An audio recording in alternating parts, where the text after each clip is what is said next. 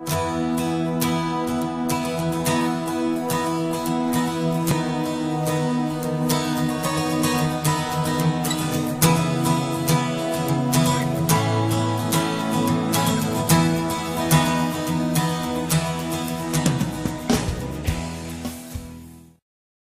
nós vamos meditar essa noite lá no livro de Apocalipse, capítulo 2, um texto muito conhecido, simples, profundo e da forma que eu espero que essa mensagem alcance seu coração. De uma forma muito simples, de uma forma muito profunda. Esse texto é um texto que eu gosto de meditar em tempos, e na nossa caminhada junto aqui na igreja, talvez você vai me ver pregar algumas vezes, de formas diferentes, o mesmo texto, porque eu acho um texto precioso para a nossa vida cristã. Porque a gente vai caminhando na vida cristã dia após dia, e algumas coisas caem na rotina, se tornam tão comuns. Me lembro que eu cheguei numa igreja, na quinta igreja, uma vez, lá no tempo antigo, tinha uma cruz lá na frente, e eu mexia no som, essa coisa toda, e eu cheguei na igreja, toda semana a gente trabalha na igreja, mexe com as coisas da igreja, se relaciona com as pessoas da igreja, trabalha no som, trabalha nisso, faz aquilo, e um dia depois eu mexi, deixei tudo arrumadinho, eu olhei para a cruz lá na frente, eu pensei assim, qual o sentido disso tudo? Qual o sentido disso tudo se não for o Evangelho de Cristo Jesus?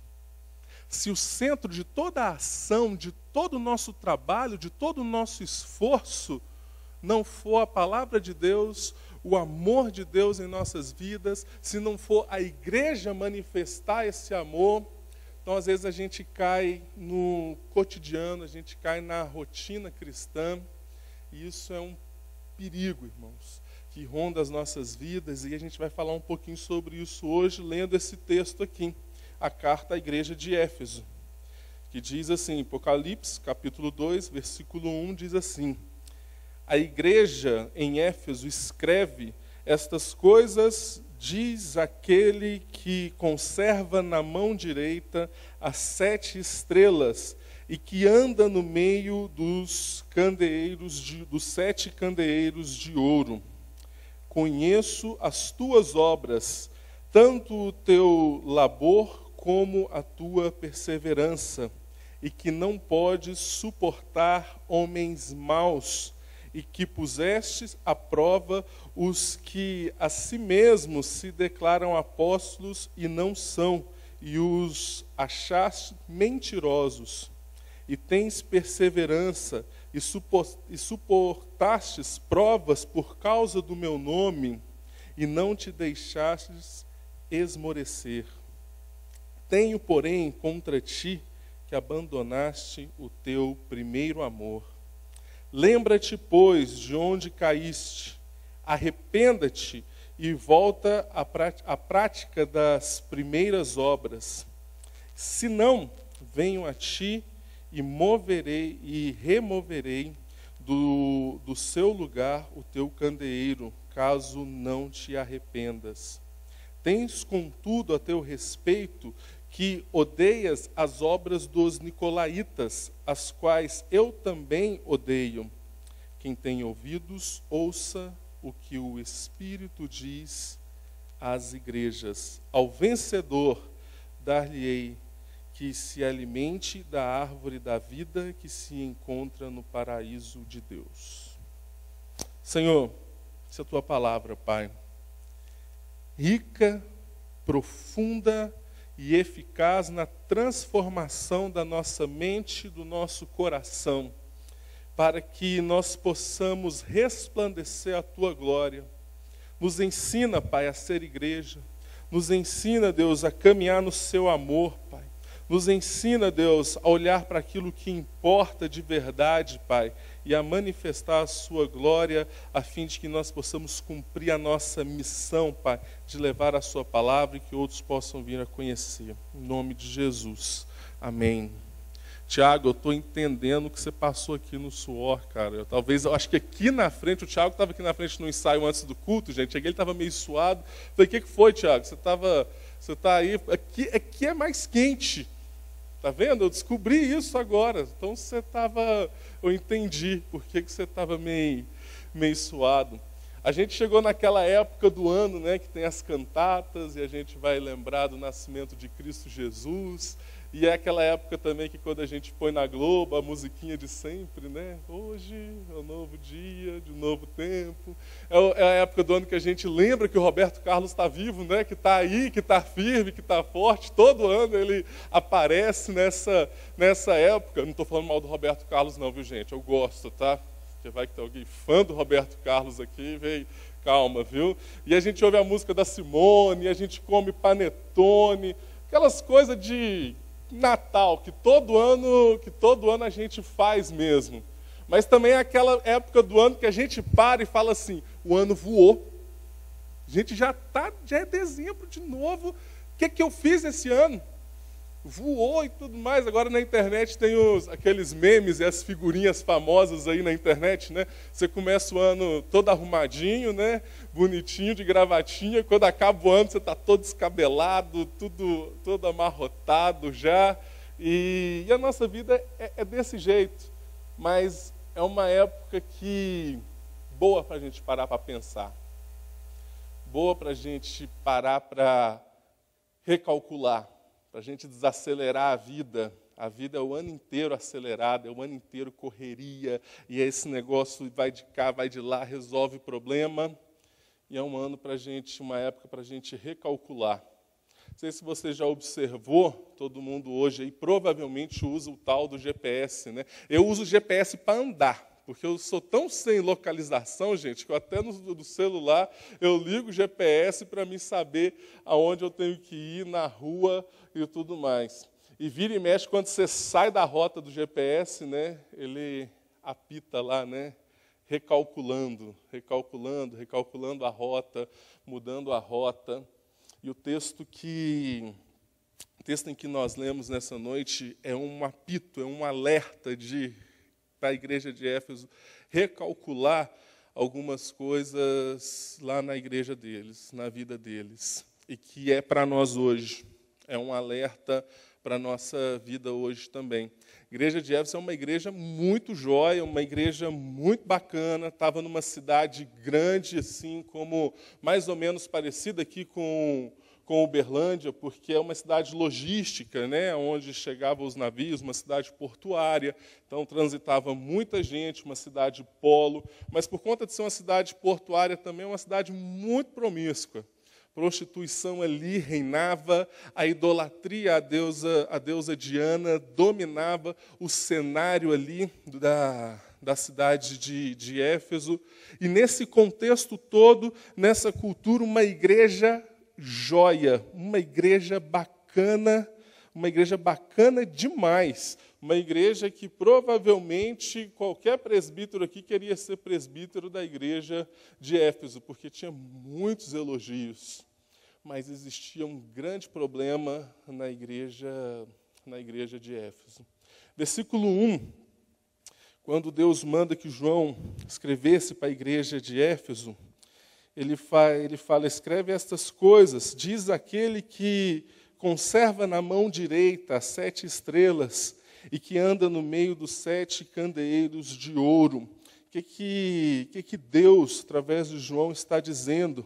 Está dizendo que tem as igrejas em suas mãos, que anda no meio da igreja, que está assistindo a igreja de perto. Isso mostra que Deus conhece profundamente o coração da igreja. Pode ser uma igreja de 3.000 membros, pode ser uma igreja de 60 membros. Deus, ele conhece cada membro, Deus conhece cada filho, cada igreja, e ele é soberano sobre a igreja dele. E aí o texto diz aqui que vai fazer alguns elogios. Olha que bacana os elogios que tem aí a partir do versículo 2, né? Primeiro elogio que tem é que uma igreja que trabalha. Conheço as tuas obras e o teu labor. A igreja de Éfeso era uma igreja que propagou o evangelho de Cristo Jesus, que foi ponte de canal de Deus ali para o evangelho se espalhar ali na Ásia Menor. As pessoas que passavam por ali, que transitavam por ali, ouviam do evangelho de Cristo Jesus e levavam para outros lugares. Era uma igreja unida, uma igreja que trabalha, uma igreja que pegava firme, uma igreja que, para botar o ar-condicionado, se uniu e comprou o ar-condicionado e botou o ar-condicionado. A igreja de Éfeso era uma igreja que precisou construir o templo. As irmãs lá da SAF da igreja de Éfeso se unia, fazia tudo, levantava as paredes e fazia o que tinha que fazer. Era uma igreja que trabalhava, uma igreja que trabalhava com labor, uma igreja que trabalhava também com sofrimento, trabalhava debaixo de sofrimento, trabalhava debaixo de luta. E esse é um elogio à igreja. Um outro elogio, seguindo aí, uma igreja perseverante. Fala que conhece o labor e a tua perseverança. É uma igreja que era perseguida. Uma igreja que era perseguida por uma cidade promíscua, uma cidade no meio de uma cidade muito pecadora, uma igreja que era perseguida pelos seguidores, pelos religiosos, seguidores ali da deusa Diana, sofria forte perseguição, mas no meio desse contexto, esses irmãos se mantiveram firmes no meio da luta. E o terceiro elogio, que tem aí é que não pôde suportar homens maus, e que puseste à prova os que a si mesmos se declararam apóstolos e não são. E lá no versículo, se não me engano, no versículo 7, no versículo 6, fala dos nicolaítas, uma igreja fiel à doutrina, uma igreja que não era qualquer um que chegava lá e que falava, e que eles ouviam, que batia palma e que estava tudo certo. Uma igreja que conferia na palavra de Deus. Olha que igreja linda, Julinho. Que defeito que tem essa igreja, gente. A igreja trabalha, a igreja é perseverante, e a igreja tem uma doutrina boa. É uma igreja que segue a doutrina, e aí vem um problema. E aqui no versículo 4, o alerta. Tenho, porém, contra ti que abandonastes o teu primeiro amor. No meio de tantos elogios, no meio de uma igreja ativa, de uma igreja viva, eles abandonaram o primeiro amor. Eles esqueceram das práticas do começo, esqueceram de seguir o que é o resultado, o que produz o resultado de conhecer a Cristo Jesus, que é o amor. Qual que foi a maior ordem de Cristo Jesus? Ama a Deus e ao próximo. E, nesse contexto, Éfeso se desviou disso. Como que hoje a gente se esfria no primeiro amor? O que acontece? Pode falar, viu, gente? Quem tiver opinião, quem tiver aí alguma ideia, dúvida, alguma coisa, pode levantar a mão, não tem problema não.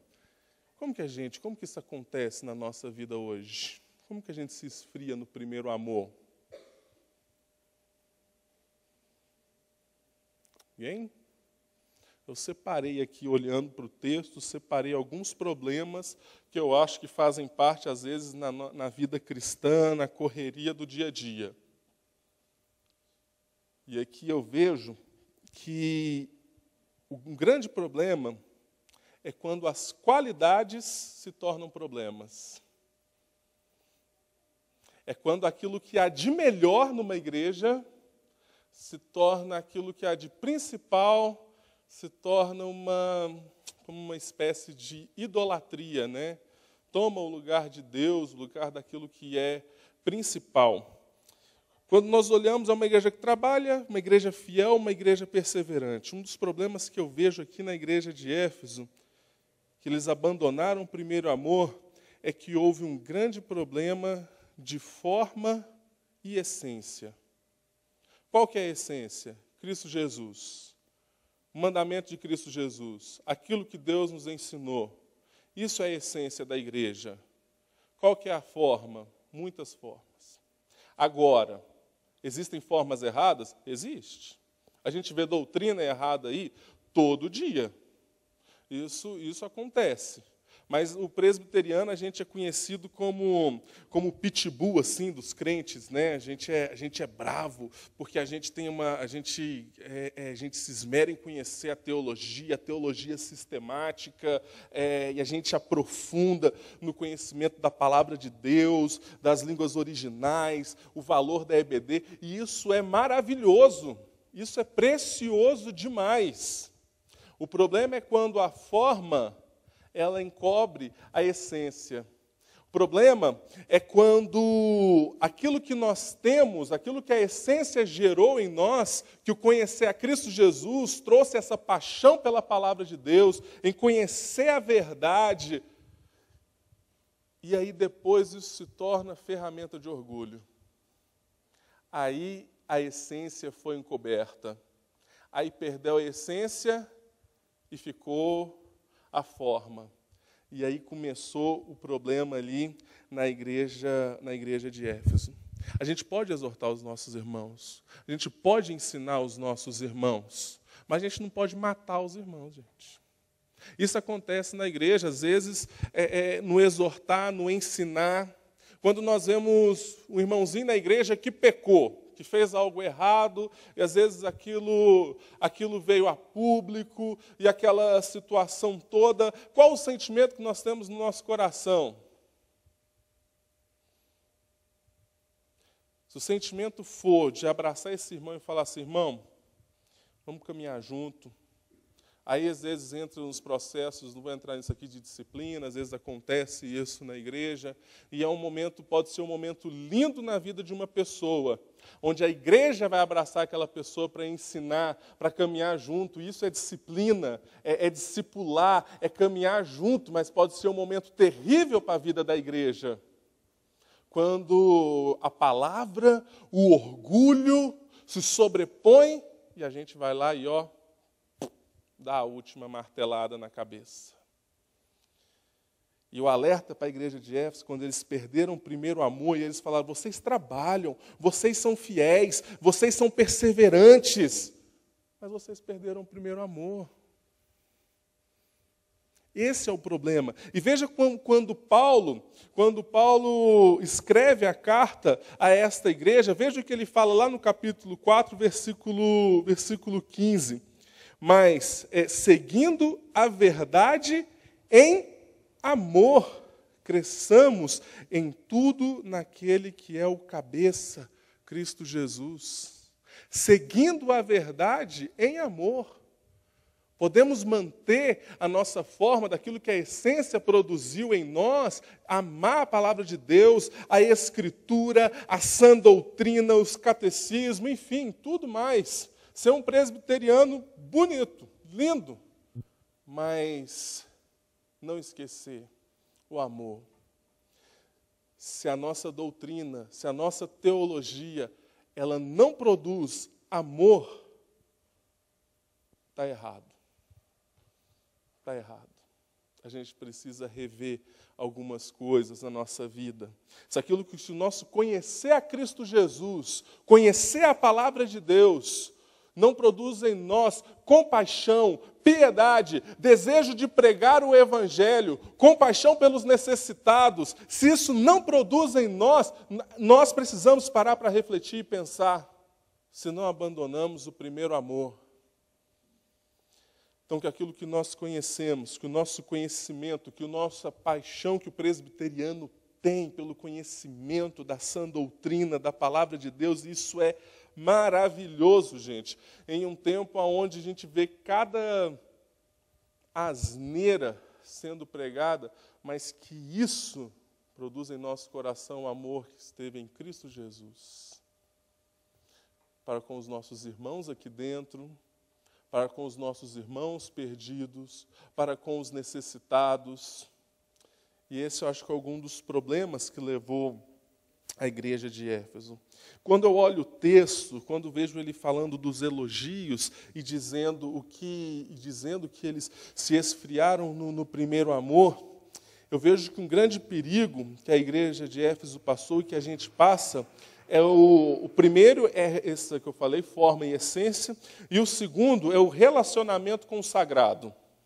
Isso aqui é perigoso, que é a questão que eu falei no começo. A gente trabalha na igreja, a gente está na igreja todos os dias. Por exemplo, o Alisson está aqui na igreja, direto, todo dia. A Cris, o Julinho, tantos outros irmãos trabalham aqui, vivem aqui, mas às vezes a gente corre o risco de se relacionar com as coisas de Deus, se relacionar com a igreja de Deus, mas não se relacionar com Deus.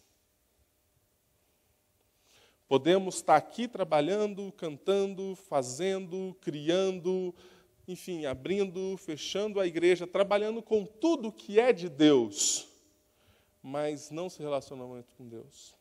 Eugene Peterson, ele tem um livro que chama A Vocação Espiritual do Pastor, que é excelente, mas não é só para pastor. Pode ler, qualquer irmão pode ler, que ele fala que ele, depois de alguns anos de ministério, ele entrou em crise, porque ele não sabia se, quando ele ia ler a palavra de Deus, ele sentava para ler a palavra de Deus para estudar, somente para preparar o sermão, ou ele ia estudar a palavra de Deus para se alimentar como um cristão.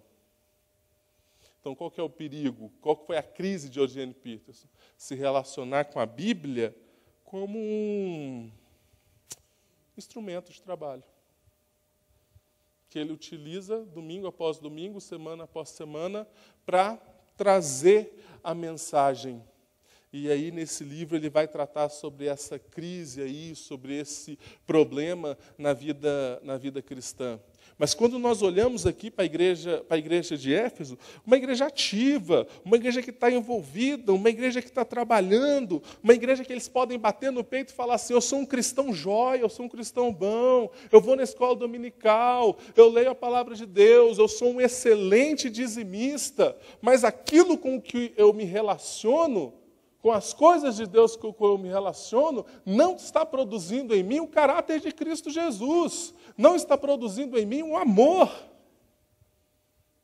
E aí é quando o relacionamento com o sagrado se torna um problema e nos esfriamos no primeiro amor. Isso nós temos que ficar atentos, irmãos, porque aquele que está de pé, cuide para que não caia. Que o nosso relacionamento com Deus, que o nosso relacionamento aqui, com a igreja, com os nossos irmãos, possa produzir em nós, irmãos, o aperfeiçoamento do caráter de Cristo Jesus na igreja, a fim de que nós possamos cumprir a nossa missão, a fim de que nós possamos caminhar em amor. E aí, quando eu olho para o texto, um terceiro problema que eu vejo aqui, quando os irmãos, eles, na igreja de Éfeso, é a questão do pragmatismo e do mérito, que está ligado também à relação com o sagrado. Alguém deixa aberto aí para mim em Efésios 1, 6. Daqui a pouquinho eu peço para alguém ler. Mas o que gera em nós, o que traz para o nosso coração, quando nós olhamos para a nossa vida cristã, de achar assim: eu sou um bom cristão, porque o que eu faço, o que eu pratico é muito bacana, eu estou aqui, estou ativo, estou fazendo, e, enfim, e eu tenho mérito nisso. E a gente deixa de render toda a glória àquele que é a essência, que é Cristo Jesus, e começa a querer ter glória, a querer ter mérito naquilo que nós fazemos e produzimos. Mas veja aí, ó, o que pode ler, quem abriu, lê a partir do versículo 3, por favor. Cadê? Alguém aqui da frente, aqui, que o microfone está aqui, ó. Quem que pode ler? Do 1 ao 6. Do 3 ao 6. Bendito Deus e Pai de nosso Senhor Jesus Cristo, que nos tem abençoado com toda sorte de bênção espiritual nas regiões celestiais em Cristo, assim como nos escolheu nele, antes da fundação do mundo, para sermos santos e irrepreensíveis perante ele e em amor. Nos predestinou para ele, para a adoção de filhos por meio de Jesus Cristo, segundo o beneplácito de sua vontade, para louvor da glória de sua graça, que ele nos concedeu gratuitamente no amado. Para o louvor da glória de sua graça. Para o louvor dele. Para ele são todas as coisas. Mas Deus é tão gracioso que aqui também nós temos um chamado ao arrependimento, que está aqui logo em seguida, nos versículos seguintes aqui. Eu vou ter que abrir aqui, porque esse negócio travou, gente. Esse trem é bom, mas...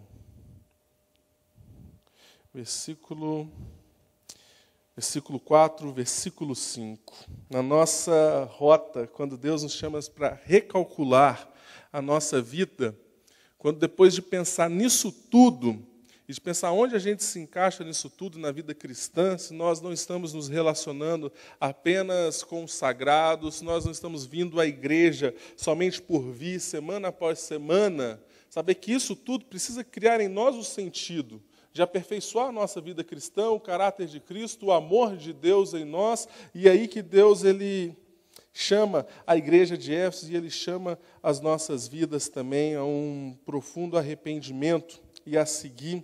E a primeira coisa, quando nós olhamos aí no versículo 5, quem pode ler o comecinho aí do versículo 5 aqui, aí para mim?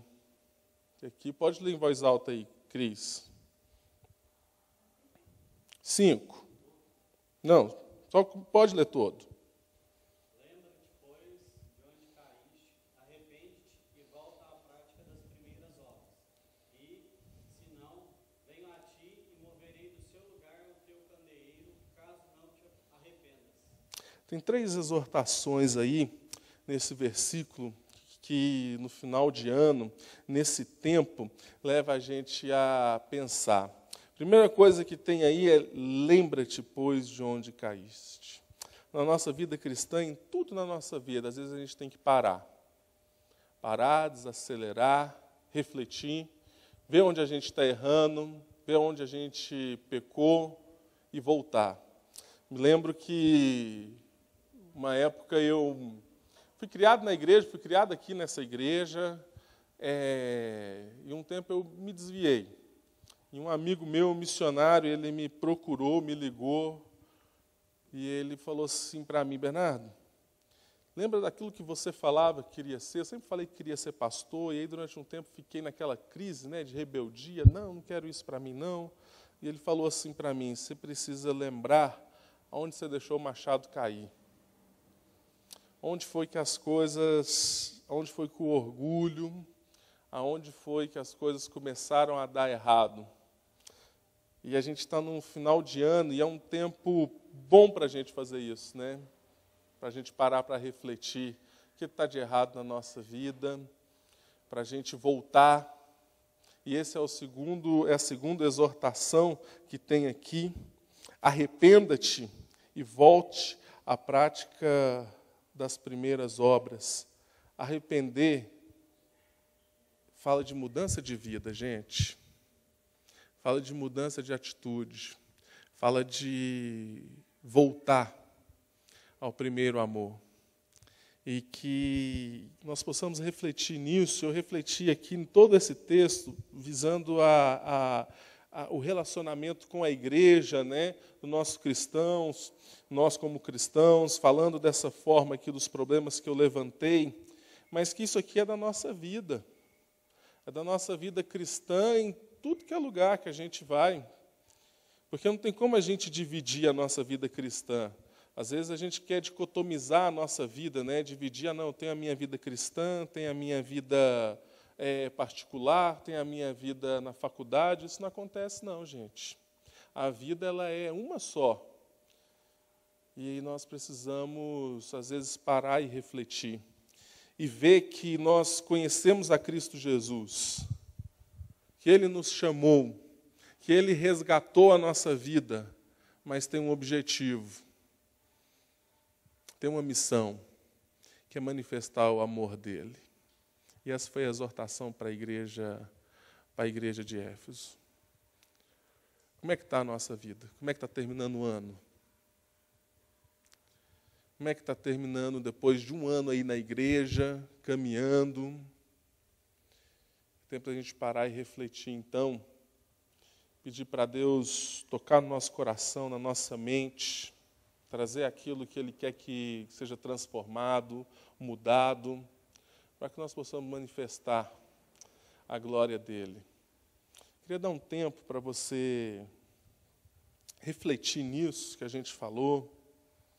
A gente não venha viver uma vida cristã, gente, de forma orgulhosa, uma vida cristã onde a gente vem à igreja por costume, porque a gente já está semana após semana, mas que Deus renove em nós a paixão, o amor, o primeiro amor, e que a cada culto, que a cada reunião, que o estar junto em comunhão na igreja possa refletir na nossa missão de levar o amor de Cristo Jesus.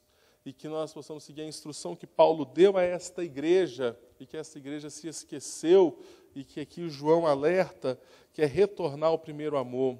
E o resultado de que, se isso não acontecer, Deus ele diz à igreja de Éfeso que viria e tiraria e moveria do meio deles o candeeiro. O candeeiro fala de luz. E Cristo Jesus é a luz. Se a igreja não se move em amor, nós não nos movemos em Cristo Jesus. Nós possamos voltar ao primeiro amor, que aquilo que nós aprendemos aqui possa produzir em nós aperfeiçoamento do nosso caráter em Cristo Jesus, para que nós possamos servir a Deus de uma forma íntima, profunda, no nosso relacionamento com Ele e com os nossos irmãos.